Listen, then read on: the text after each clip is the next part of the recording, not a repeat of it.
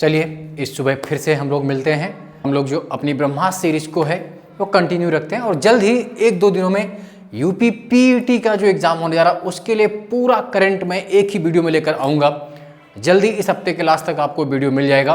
तो जो लोग पीईटी के लिए बहुत परेशान थे कि सर उसका मैं करंट तो वैसे भी करवा रहा हूँ, लेकिन एक आपके लिए स्पेशल एक पूरा लगभग 1.5 से 2 घंटे करंट आएगा, आप उसको ज़रूर देखें और शेयर भी करना। चलिए तो हम लोग अपने टॉपिक पर आते हैं। जो पीसीएस, पीईटी, टीजीटी, जहाँ तक भी जिस भी एग्जाम से क्वेश्चन उनकी ब्रह्मास्त्र सीरीज को लेकर मैं पुनः उपस्थित हूँ। तो आपके लिए पहला क्वेश्चन बिना किसी भूमिका के हम लोग शुरू करते हैं। पहला क्वेश्चन है, अखिल भारतीय किसान सभा के संस्थापक अध्यक्ष कौन थे? अखिल भारतीय किसान सभा के संस्थापक अध्यक्ष या चेयरमैन या प्रेसिडेंट कौन थे? तो आप जानते हैं कि इसके अध्यक्ष कौन थे? स्वामी सहजानंद सरस्वती। आधुनिक भारत का क्वेश्चन है, आपने पढ़ा भी है और आप इसको कर भी पाएंगे। और अखिल भारतीय किसान सभा के अध्यक्ष के अलावा आपसे अगला क्वेश्चन बन सकता है कि अखिल भारतीय किसान सभा की फर्स्ट बैठक कहां पर हुई थी? तो उसका आंसर क्या करेंगे आप लोग? लखनऊ। लखनऊ आप जानते हैं नवाबों की नगरी है लखनऊ। और अगर यही क्वेश्चन बदल जाए, ध्यान रखिए एक क्वेश्चन से कितने क्वेश्चन बदल सकते हैं। अखिल भारतीय किसान सभा के अध्यक्ष कौन थे? स्वामी सहजानंद सरस्वती। अध्यक्ष कौन से? संस्थापक अध्यक्ष, फाउंडर चेयरमैन। और पहली बैठक कहां पर हुई? लखनऊ में। कब हुई? अप्रैल 1936 में। और इसी अखिल भारतीय किसान सभा के महासचिव कौन थे अगर क्वेश्चन आ जाए तो इसका आंसर क्या होगा? एनजी रंगा। यानी कि 4 क्वेश्चन आपके 4 तरीके से बन सकते हैं। अखिल भारतीय किसान सभा की प्रथम बैठक कहाँ हुई? लखनऊ में। कब हुई? 1936 में। चेयरमैन कौन थे? स्वामी सहजानंद सरस्वती। महासचिव कौन थे? जनरल सेक्रेटरी कौन थे? तो एनजी रंगा। आप इस बात को याद रख लीजिए, रट लीजिए। नेक्स्ट क्वेश्चन, गंधार कला शैली, ये भी हिस्ट्री क्वेश्चन है। गंधार कला शैली किन 2 शैलियों का मिश्रण है? किन 2 शैलियों का मिक्सचर है? गंधार कला शैली किन शैलियों का मिश्रण है? तो आप ये बता पाएंगे। गंधार कला शैली जो है, गंधार जो आर्ट है वो भारतीय व यूनानी, इंडियंस एंड ग्रीक आर्ट का मिक्सचर है। बेसिकली हमारे यहाँ जो 2 बहुत फेमस शैली हुई, एक मथुरा आर्ट, एक गंधारा आर्ट। तो मथुरा आर्ट पूर्णतया स्वदेशी है, जबकि गंधार आर्ट में भारतीय और यूनानी यानी कि इंडियन और विदेशी मिक्सचर दोनों है। तो जो गंधार कला शैली है वो भारतीय और यूनानी शैलियों का मिश्रण है। और इसको जो संरक्षण दिया सर्वाधिक किन शासकों के द्वारा, किन वंश के शासकों के द्वारा? तो उसका आंसर होगा शक और कुशानाज। शक भी जानते हैं आप, कुशानाज भी जाते हैं। शक संवत जो है हमारा वो आप जानते हैं कि आज भारत का जो नेशनल कैलेंडर है वो शक संवत से होता है। कुशानाज के बारे में भी आपने पढ़ा है। कुशानों का महान शासक कौन हुआ? कनिष्क हुआ, जिसकी राजधानी पेशावर थी। और उसने कुंडलवन कश्मीर में चौथी बौद्ध संगीत का आयोजन भी कराया था, जहाँ पर बौद्ध धर्म 2 भागों में, हीनयान और महायान में डिवाइड हो गया था। ये अलग से क्वेश्चन हो गया। और आप थोड़ा सा अगर पीछे जाएं तो गंधार कला शैली की जो प्रसिद्ध गौतम बुद्धा की मूर्ति थी बामियान अफगानिस्तान में, जिसे आतंकवादियों ने नष्ट कर दिया था तालिबानियों ने, वो क्वेश्चन भी कभी बन सकता है आपसे। तो गंधार आर्ट और मथुरा आर्ट। गंधार आर्ट विदेशी, मतलब भारतीय और विदेशी दोनों का मिक्सचर है, जबकि मथुरा आर्ट पूर्णतया स्वदेशी थी। मथुरा आर्ट में ही पहली बार बुद्ध की मूर्ति बनाई गई, जबकि गंधार कला शैली जो प्रसिद्ध केंद्र थे पेशावर, काबुल, कंधार, बामियान वगैरह, मथुरा आर्ट के मथुरा। तो खैर कभी इन दोनों शैलियों पर बाद में भी हम डिस्कस करेंगे, क्योंकि अलग से भी क्वेश्चन आता है जीएस में गंधार आर्ट और मथुरा आर्ट में क्या क्या आंसर हो सकते हैं। चलिए, दक्षिण भारत के पोलीगार कौन थे? एक वर्ड है साउथ इंडियन हिस्ट्री में, पोलीगार आया हुआ क्वेश्चन भी, बैकयार्ड क्वेश्चन भी। तो पोलीगार का मतलब क्या होता है कि जो रीजनल एडमिनिस्ट्रेटर होते हैं, क्षेत्रीय प्रशासक और सैन्य नियंत्रक, regional administrator and army controller, क्षेत्रीय प्रशासक और सैन्य नियंत्रकों को हम पोलीगार कहते थे। याद रखना, ऑप्शन में जमींदार आएगा, ऑप्शन में आपका लैंडलॉर्ड जमींदार आ सकता है, ऑप्शन में सेनापति। तो वो आंसर नहीं करना, आपको इसका आंसर करना क्षेत्रीय प्रशासक और सैन्य नियंत्रक। और पोलीगर नाम की जो टाइटल थी, जो उपाधियां थी, कौन दिया था? ये सामंतवादी उपाधि थी। सामंतवाद आप समझते हैं ना? तो सामंतवादी उपाधि थी जो नायक शासकों के द्वारा प्रदान की जाती थी। दक्षिण भारत जब आप पढ़ेंगे ना तो नायकार सिस्टम अलग से पढ़ते हैं आप। जैसे विजयनगर साम्राज्य आपने पढ़ा, उसमें अमरम का जिक्र आता है, 12 अमरम होते थे। आप चोल शासक में नायक पढ़ते हैं, अमर नायका पढ़ते हैं, है ना। तो वो एक बाद में कभी हम लोग करेंगे। अगला क्वेश्चन, केंद्रीय खनन अनुसंधान संस्थान कहाँ है? Central mining research institute. बार बार आता हुआ क्वेश्चन है, केंद्रीय खनन अनुसंधान संस्थान central mining research institute, Dhanbad Jharkhand. कहाँ पर है? धनबाद में है, झारखंड में। और जब धनबाद का नाम आया तो धनबाद का नाम आते ही आपके दिमाग में आना चाहिए झरिया। धनबाद में झरिया है, और जो झरिया भारत में प्रसिद्ध कोयले की खानों के लिए। झरिया किसके लिए फेमस है? Coal mines. झरिया में अलग से क्वेश्चन आ सकता है, झरिया किस जिले में? धनबाद में, झारखंड में। और भारत में जो सबसे बड़ी कोल माइंस है वो झरिया में ही है। और जब झरिया का नाम आया तो उससे थोड़ा सा आगे बढ़ के पश्चिम बंगाल में रानीगंज है, रानीगंज वेस्ट बंगाल में, वो भी कोल माइंस के लिए फेमस है। तो अब 3 क्वेश्चन हो गए, केंद्रीय खनन अनुसंधान संस्थान धनबाद, झरिया झारखंड, धनबाद में coal mines, Raniganj West Bengal coal mines. और रानीगंज का जो कोयला होता है वो सबसे उत्तम माना जाता है। जो सबसे अच्छा कोयला होता है आपका गुड कोयल्स कहाँ का है? रानीगंज का है। कुकिंग कोयला बहुत बढ़िया मिलता है।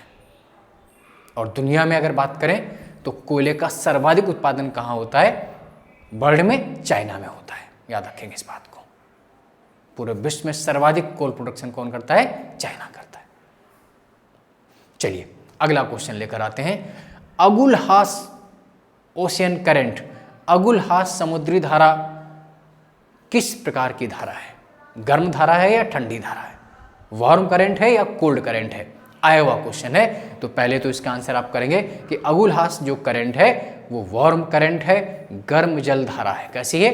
वार्म करंट है। और ये किस महासागर में है? तो हिंद महासागर में भी। किस में? दक्षिणी हिंद महासागर, southern Indian ocean, warm current Agulhas. यानी कि दक्षिणी हिंद महासागर में गर्म जल धारा है कौन सी? अगुलहास धारा है। आप जानते हैं 2 तरह करंट होती है, warm current and cold current. और कैसे जानते हैं कि अगर कोई करंट विषुवत रेखा से ध्रुवों की ओर चलती है तो उसे गर्म जल धारा, जबकि जो ध्रुवों से विषुवत रेखा की ओर आती है उसे हम कोल्ड करंट कहते हैं। Means from equator to poles, from equator to poles, that is known as warm current. And same way from poles to equator, that is known as cold current. Means आप इन चीज़ों को भी याद कर लेंगे। जैसे गल्फ स्ट्रीम की एक गर्म जल धारा बहुत ऊंची आती है, आप उसको भी याद रखेंगे।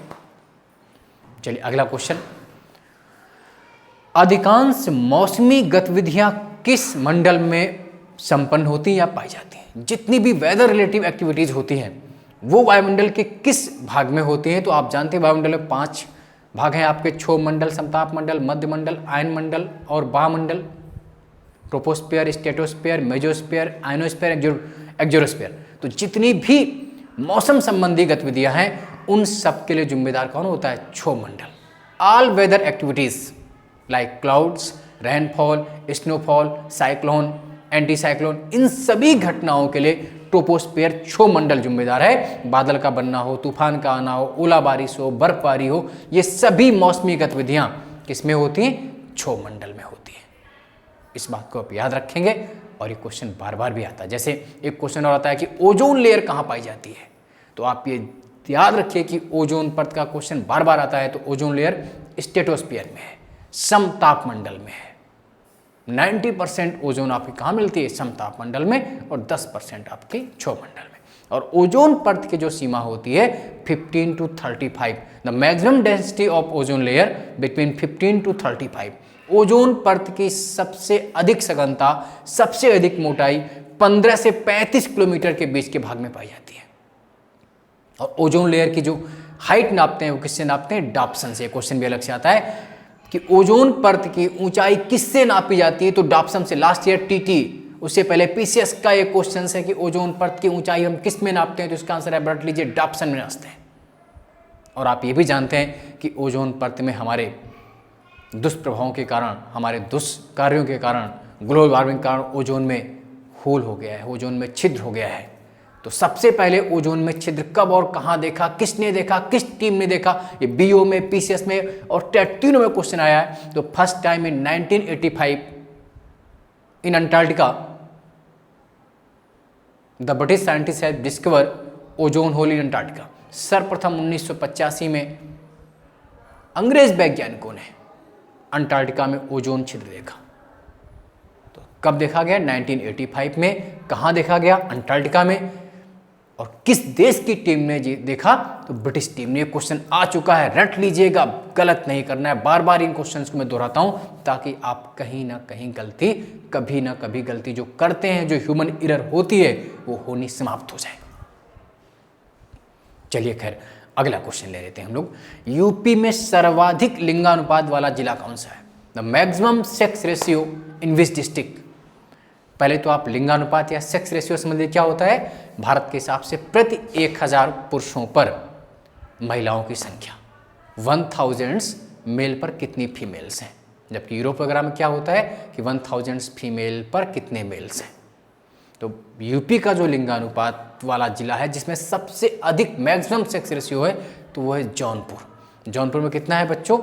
गलत नहीं करना है, 1024, 1024 सर्वाधिक लिंगानुपात वाला जिला जौनपुर है, 1024। उसके बाद आजमगढ़ है 1019, उसके बाद देवरिया 1017 और उसके बाद प्रतापगढ़ 998, 998 मैक्सिमम इन जौनपुर 1024। याद रखेंगे आप इस बात को कि सर्वाधिक लिंगानुपात किसका है? जौनपुर का है 1024। अगर इंडिया का पूछ ले आपसे कि 2011 की सेंसस के अनुसार भारत का सेक्स रेशियो कितना है, इंडिया का सेक्स रेशियो कितना है, लिंगानुपात कितना है, तो उसका आंसर होगा 943, 943।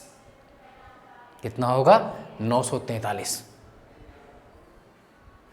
और भारत में सर्वाधिक किसका है? तो आप करेंगे केरल का। क्वेश्चन, यूपी में आलू अनुसंधान केंद्र कहां पर है? यूपी में आलू रिसर्च स्टेशन भी उसको बोलते हैं, तो मेरठ में है। याद रखना, अगर क्वेश्चन आ जाए भारत के लिए कि केंद्रीय आलू अनुसंधान संस्थान कहाँ है, सेंट्रल पोटैटो रिसर्च इंस्टीट्यूट कहाँ है, तो उसका आंसर क्या होगा? कुफरी, शिमला, हिमाचल। केंद्रीय आलू अनुसंधान संस्थान केंद्र कहाँ है? शिमला में है, हिमाचल प्रदेश में है, कुफरी में है। हाँ, यूपी का आलू अनुसंधान संस्थान आएगा तो कहाँ करेंगे आप? मेरठ में। या ये आ जाए आलू रिसर्च स्टेशन कहाँ है, तब भी आपको मेरठ करना है। मेरठ यूपी में है, जिसे हम क्रांति नगरी के नाम से जानते हैं, रिवोल्ट सिटी के नाम से जानते हैं। और यूपी में स्पोर्ट्स की सबसे बड़ी इंडस्ट्री कहाँ पर है? मेरठ में है। उसी तरह जिस तरह से भारतीय वन अनुसंधान संस्थान कहाँ पर है? देहरादून में। Indian forest research institute Dehradun में। जबकि यूपी का वन अनुसंधान संस्थान कहाँ पर है? कानपुर में।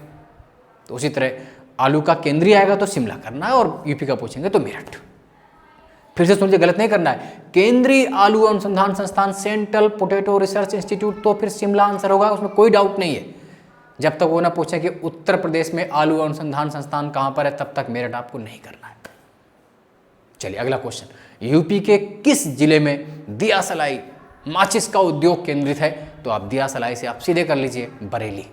आप जानते हैं कि बरेली जो है सुरमा नगरी के नाम से भी फेमस है। बरेली में दिया सलाई के अलावा सुरमा का भी उद्योग है, बरेली में जरी का भी उद्योग है, चिकनकारी भी बरेली में है, इसी को हम बांस बरेली भी कहते हैं। तो यूपी में बांस उद्योग से संबंधित भी आंसर क्या करेंगे आप? बरेली करेंगे। अगला क्वेश्चन, जब किसी झील की तली से उठकर वायु का बुलबुला ऊपर आएगा तो उसका आकार बढ़ेगा या घटेगा? साइंस का क्वेश्चन है। क्वेश्चन क्या है कि जब किसी झील की तली से वायु का बुलबुला, जो आपका एयर का ब्लो होता है, वो ऊपर उठकर आएगा तो उसके आकार में, उसके साइज में क्या फर्क पड़ेगा? डिक्रीज हो जाएगा या इंक्रीज होएगा? आकार बढ़ेगा या घटेगा? तो पहला तो बात है कि उसका आकार बढ़ जाएगा। क्या हो जाएगा? इंक्रीज हो जाएगा, क्योंकि ऊपर की ओर वायुमंडलीय दाब क्या हो जाता है? घटता है, और जिससे आयतन क्या हो जाएगा? बढ़ जाएगा। सिंपल सा लॉजिक है। अगला क्वेश्चन भी साइंस से संबंधित है, बैक ईयर क्वेश्चन है, आता हुआ क्वेश्चन है। एनीमोमीटर का संबंध किससे है? तो एनीमोमीटर को हम वायु वेग, इससे एयर की वेलोसिटी, पवन वेग को नापते हैं, वायु के वेग को नापते हैं एनीमोमीटर। याद रखना। भारत में किसके द्वारा ट्रेजरी बिल बेचे जाते हैं? अगला महत्वपूर्ण क्वेश्चन है। ट्रेजरी बिल कौन सेल करता है? कौन बेचता है? तो आरबीआई। इसको कौन बेचता है? आरबीआई। ट्रेजरी बिल किसके द्वारा बेचे जाते हैं? तो उसका आंसर होगा आरबीआई द्वारा, रिजर्व बैंक ऑफ इंडिया द्वारा।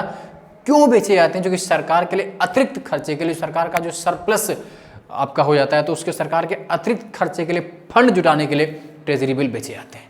और बेचने का अधिकार किसको है? आरबीआई को। आरबीआई जानते हैं आप, जिसकी स्थापना 1 अप्रैल 1935 को हुई थी। आरबीआई का मुख्यालय मुंबई में है।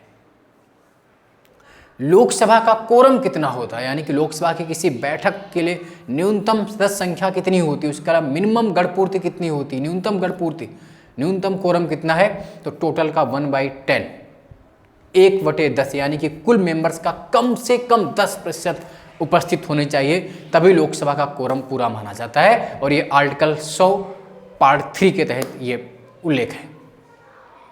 भारत का प्रधानमंत्री होता है, ये बहुत सिंपल क्वेश्चन है, बार बार आता है। क्या होता है? निर्वाचित होता है, चयनित होता है या नियुक्त किया जाता है? तो याद रखेंगे, भारत का प्रधानमंत्री नियुक्त किया जाता है, जो कि जिस दल को बहुमत मिलता है उस दल के बहुमत के नेता को राष्ट्रपति आमंत्रित करता है और फिर उसको नियुक्त करता है। जैसे वर्तमान में माननीय मोदी जी देश के प्रधानमंत्री हैं, याद रखेंगे। और अंतिम क्वेश्चंस लेकर मैं इस सीरीज का उपस्थित हूं। किसने सर्वप्रथम गहन पारिस्थितिकी, डीप इकोलॉजी शब्द का प्रयोग किया था? गहन पारिस्थितिकी, deep ecology, back year question है, आया हुआ क्वेश्चन है। तो इसका सबसे पहले प्रयोग अर्नीस्ट नेस के द्वारा किया गया 1973 में। किसके द्वारा किया गया? अर्नीस्ट नेस के द्वारा। डीप इकोलॉजी, गहन पारिस्थितिकी। तो इसी तरह आप जुड़े रहिए, लगातार वीडियो को सुनते रहिए, देखते रहिए, क्वेश्चंस नोट्स करते रहिए और अपने पथ पर आगे बढ़ते रहिए। निश्चय ही आपकी जीत होगी। चलिए मिलते हैं अगले वीडियो में। धन्यवाद।